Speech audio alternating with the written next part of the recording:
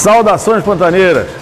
Você que esteve conosco semana passada, acompanhando este banho de conhecimento aqui no Museu de História do Pantanal. É realmente uma maravilha. Vimos já o Pantanal, a divisão do Pantanal, a história antiga do Pantanal, dos índios. E agora, essa semana, continuamos assim, já agora com a colonização portuguesa, as monções e depois já o Pantanal, a economia do Pantanal e o Pantanal já no século XX. Continue conosco, não perca, é um banho de conhecimento este Museu da História do Pantanal.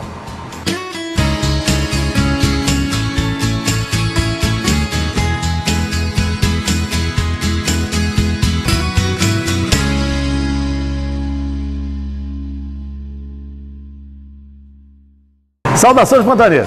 Então, essa semana vamos seguir conhecendo nesta viagem pelo Pantanal, aqui no Museu de História do Pantanal.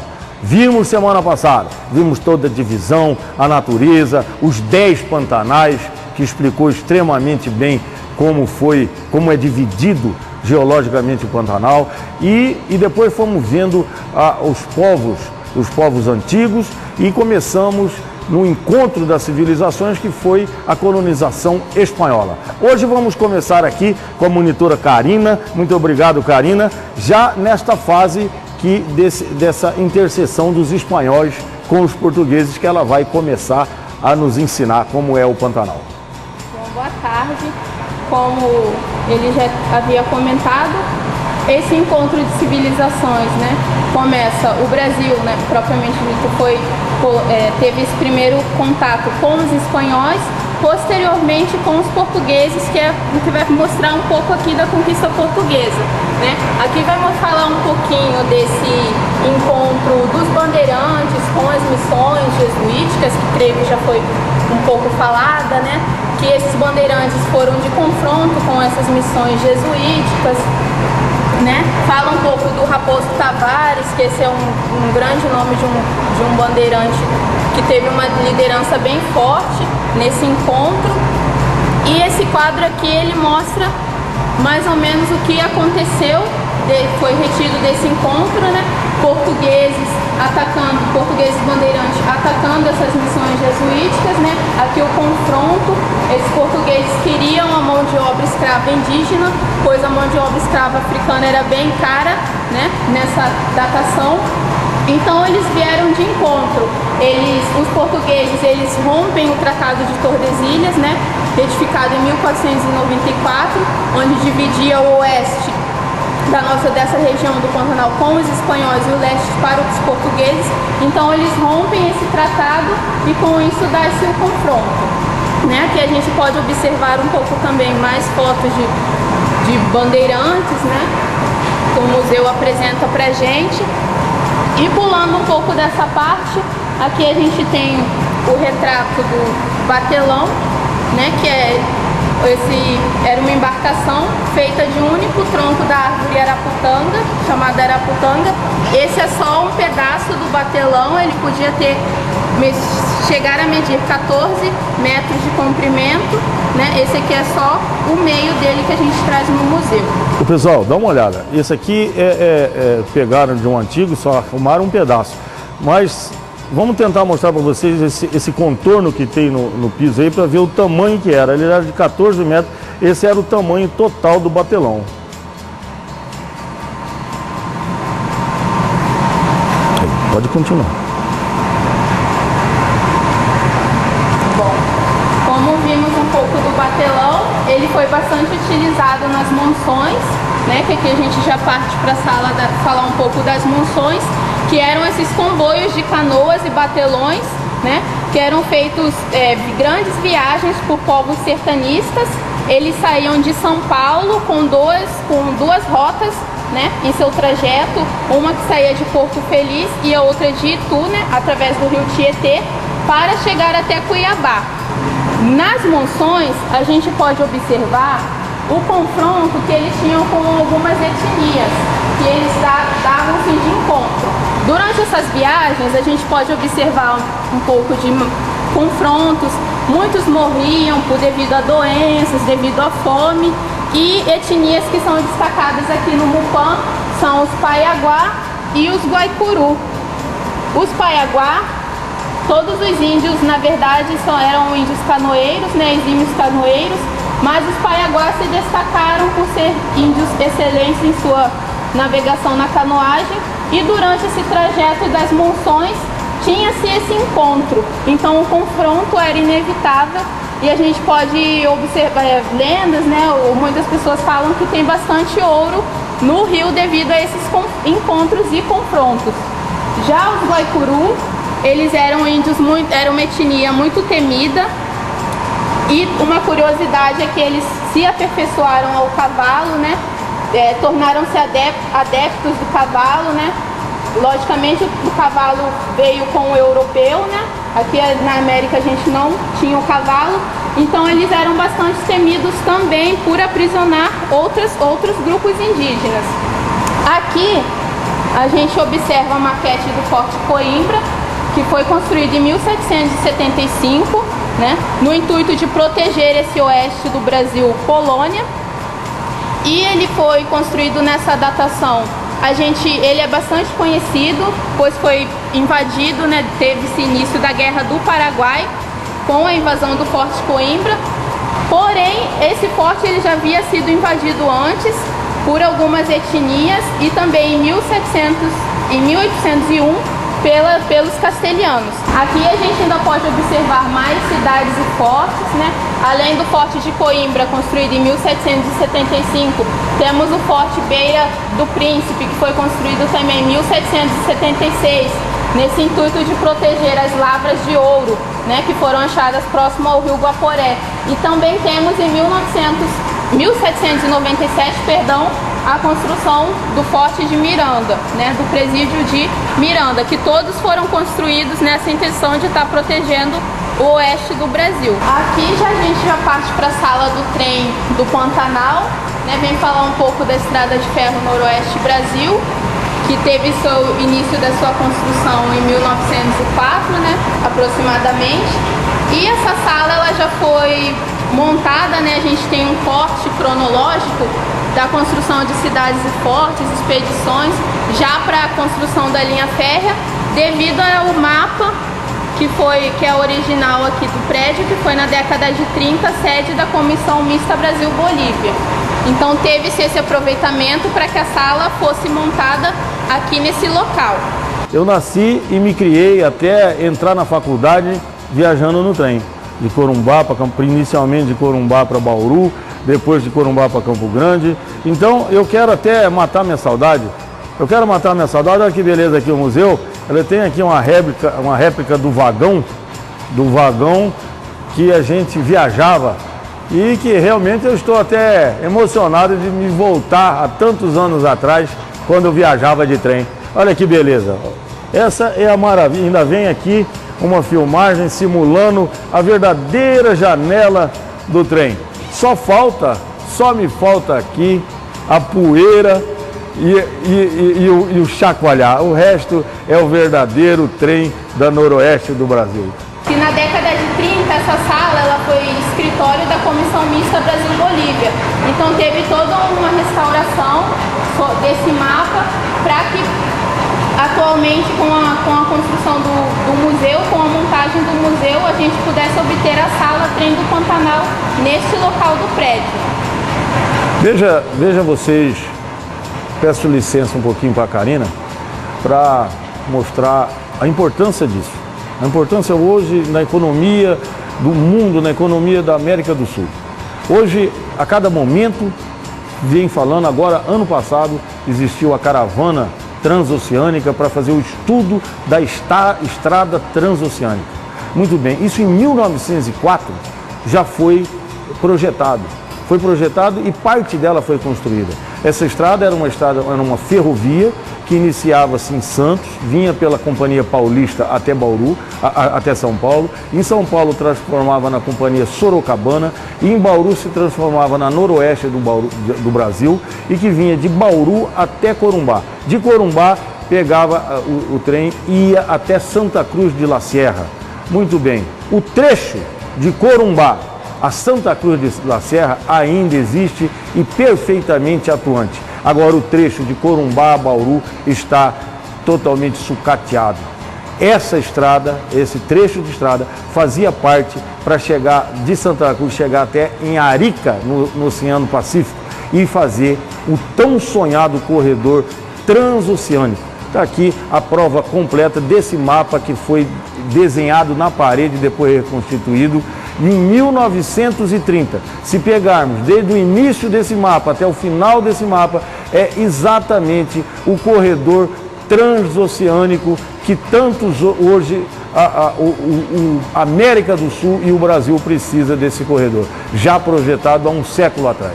Aqui a gente pode observar, aqui o mapa ele mostra a elevação da ponte da Estrada de Ferro Noroeste do Brasil sobre o Rio Paraguai, que foi uma ponte que teve uma enorme dificuldade para sua construção devido a fatores climáticos, né, de enchentes do rio, e levou cerca de 10 anos, né, que a gente teve para essa ponte ela ser inaugurada. Você veja a dificuldade que era. Antigamente, até 1944, se eu não me engano, nessa época, Corumbá era ligado ou por navio, que pelo Rio Paraguai ia até o Uruguai, lá trocava o calado para ir para fora, ou você ia de trem. Mas mesmo assim o trem não chegava em Corumbá, só chegava em Porto Esperança, que fica na margem esquerda do Rio Paraguai.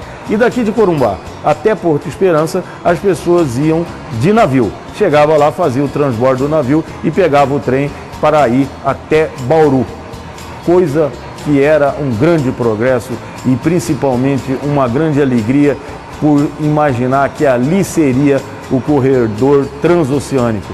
Hoje o trecho da Bolívia funciona e o trecho brasileiro se acabou. E essa aqui é a última sala do segundo pavimento do circuito expositivo do museu.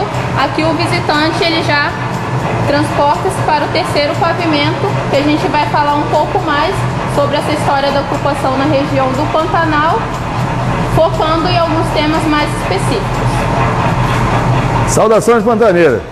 Vamos agora para um rápido comercial, um intervalo rápido, e vamos continuar agora nesse setor de ocupação econômica. Quero agradecer a Karina e convidar você o seguinte: vocês me aguardem, assista o comercial. Eu vou de trem até o terceiro pavimento.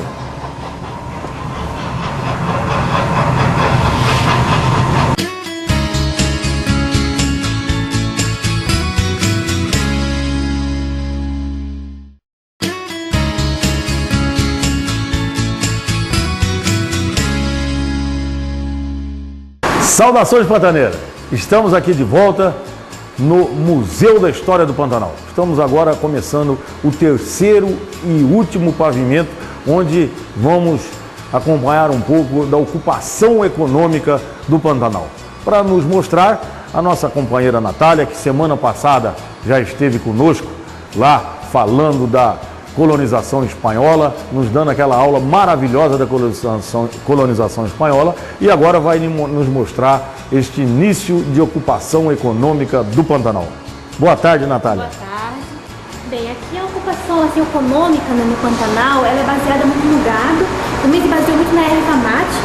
Havia o trem do Pantanal, como vocês viram lá embaixo, com a Karina.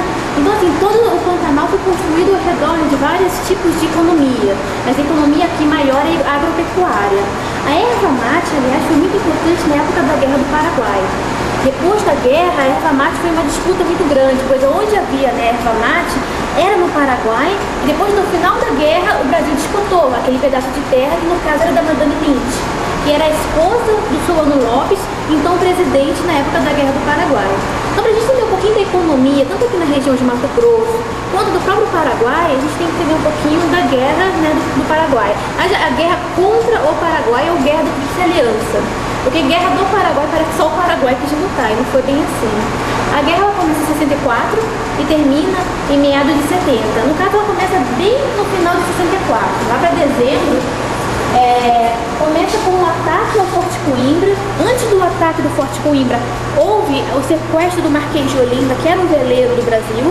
Ele sequestra o veleiro para ver como que era a questão da fronteira, como que era a proteção da fronteira do Brasil, e no caso o Brasil não reage. O discurso do Paraguai era um discurso de esta região era nossa. Pois, de fato, né, anteriormente, quem vivia, que era os Guarani, de onde descende o povo paraguaio. Então, o discurso deles, entre outros, de expansão, era: não estamos invadindo nada, nós estamos retomando o que é nosso. É um discurso que até hoje eles possuem. Tanto que Solano Lopes, no Paraguai, ainda é um herói. O Paraguai é um país extremamente nacionalista desde aquela época.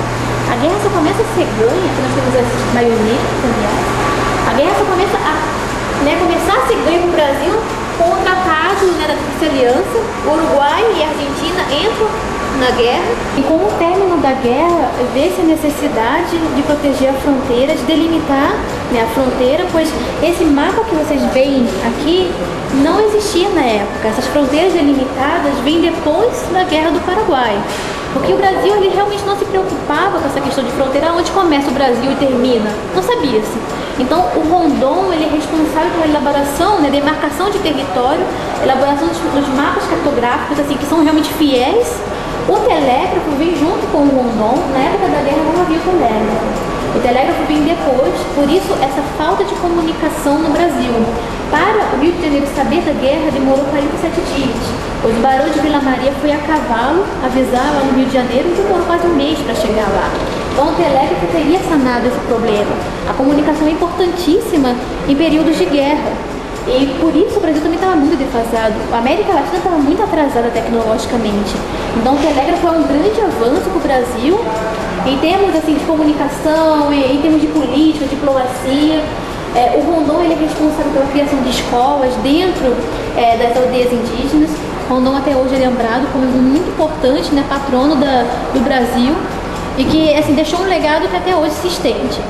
Continuando nessa visita ao Pantanal, que praticamente a gente se sente dentro do Pantanal. Você estando aqui nesse museu, você se sente dentro do Pantanal. Nós passamos agora para a ocupação econômica. Já vimos ali algumas coisas e agora voltamos aqui com a Viviana, que semana passada também esteve conosco e que vai nos contar essa ocupação econômica, principalmente da pecuária, né? Ela vai iniciando aqui com a pecuária que foi, talvez, tem até aquele ditado que a pata do boi foi o que verdadeiramente colonizou o Pantanal. E essa pecuária que veio de Livramento, que a Viviana vai aqui nos ensinar. Boa tarde, Viviana. Tudo bem? Boa tarde. Então, aqui a gente vem falando um pouco sobre os pioneiros, né, aqui no Pantanal, e a gente tem a explicação do nome Nhecolândia, né, que hoje é, inclusive, um dos 10 pantanais registrados que até mostramos lá no primeiro pavimento. Então, o nome Nhecolândia, ele é originado do apelido de um homem que se chamava, né, Joaquim Gomes da Silva. O apelido dele era Nheco, né? Ele veio da região de Cuiabá para cá, para Corumbá, em busca de uma herança de terras, né? Mas chegando aqui, essas terras já estavam tomadas e ele não conseguiu retomar.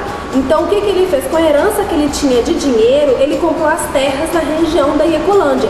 Toda aquela região que a gente tem delimitado como Nhecolândia era dele, né? E aqui a gente conta a história, né, da pecuária mesmo, dos gados, das festas que aconteciam nos ranchos, né?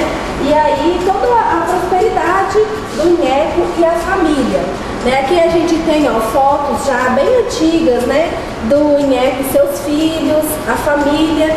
E aí hoje a Nhecolândia ainda recebe esse nome, né, em homenagem ao Nheco, mas hoje ali já existem outras fazendas, não é só uma fazenda mais, né? Aí a questão da herança dos filhos também, aí, e também hoje temos a origem de famílias tradicionais aqui em Corumbá, como a família Barros e outras famílias que se originaram aqui desse patriarca, o Nheco, né, o Joaquim Gomes da Silva. E hoje no cenário realmente de Corumbá, né, na verdade no cenário nacional, podemos até dizer, a Nhecolândia ainda possui um papel econômico muito forte. Então, essa sala, né, nós contamos aqui a importância do porto de Corumbá no final do século XIX e início do século XX. né? O Porto de Corumbá foi considerado o terceiro maior da América Latina, né? Perdendo aí só para São Paulo e Argentina.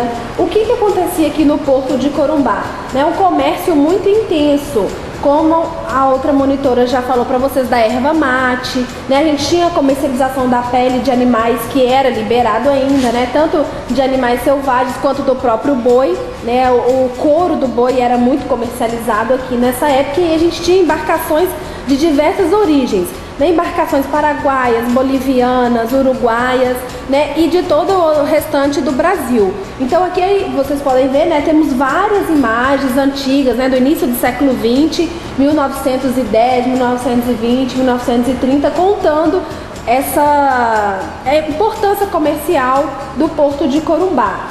O porto continua, ele diminuiu de importância. Acredito, né, Viviana, que todo esse casaril do porto que existe hoje, ele foi construído na época áurea do porto. O porto realmente era de uma importância vital para todo o oeste brasileiro. Hoje o porto ainda tem sua importância, mas mais voltado principalmente para o transporte de manganês, de minério de ferro, que são essas chatas, que temos já em pretensão de, em setembro, mostrar um programa para vocês sobre esse transporte aqui pelo Rio Paraguai. Então, dando sequência, né, a esses legados deixados aqui no início do final do século XIX, início do século XX em Corumbá, a gente tem também os ladrilhos hidráulicos, né, que são os pisos trazidos como herança portuguesa principalmente, né, que era feito artesanalmente, era feito manualmente, piso a piso, né, só as pessoas que tinham mais posses, que tinham acesso à possibilidade de ter um piso desse em casa, as igrejas, né, podiam ter esse acesso também. E aqui nesse painel a gente conta o passo a passo de como o ladrilho hidráulico era feito, né? Desde a escolha da estampa até a informação, né, do cimento, que era a base da produção do ladrilho, até o desenformar e o colocar nas residências, né? Hoje em Corumbá, como eu disse, como vários prédios são patrimônios tombados, então não pode retirar, não pode mexer. Então vários prédios a gente tem ainda o piso original como ladrilho hidráulico. Inclusive todo museu, o piso é ladrilho hidráulico. Aqui a gente tem o exemplar da viola de coxo, né, que também já faz parte do patrimônio cultural da região. Né, a viola de coxo aí tem uma história bem interessante, faz parte mesmo do cotidiano aí dos boiadeiros, dos vaqueiros, da população aqui de Corumbá. Aqui temos uma guampa, né, que chama atenção pelo tamanho. Ela é utilizada para tomar o tereré, né, nas vacadas, na travessia com gado de fazenda para fazenda na época de cheia, na transição, na verdade, da seca para a cheia. Então a gente tem aqui vários outros objetos, né, como aqui as esporas. Temos aqui também à esquerda um álbum gráfico muito interessante. Esse álbum, ele é raro, né, são poucos exemplares que existem aqui entre Mato Grosso e Mato Grosso do Sul. Poucos colecionadores têm acesso a esse álbum com essas imagens, né? Aqui a gente tem representantes do estado, né, na época tudo Mato Grosso ainda, mas representantes, né, políticos, marinha, exército, e aqui algumas imagens. Aqui a gente tem de Ladário, aqui de Corumbá novamente da Rua de la Mare, uma rua aqui central, né, que está bem, né, 100 anos depois as características são bem preservadas. E aí a gente tem, né, aqui também a Cervejaria Nacional de Corumbá, entre outras curiosidades.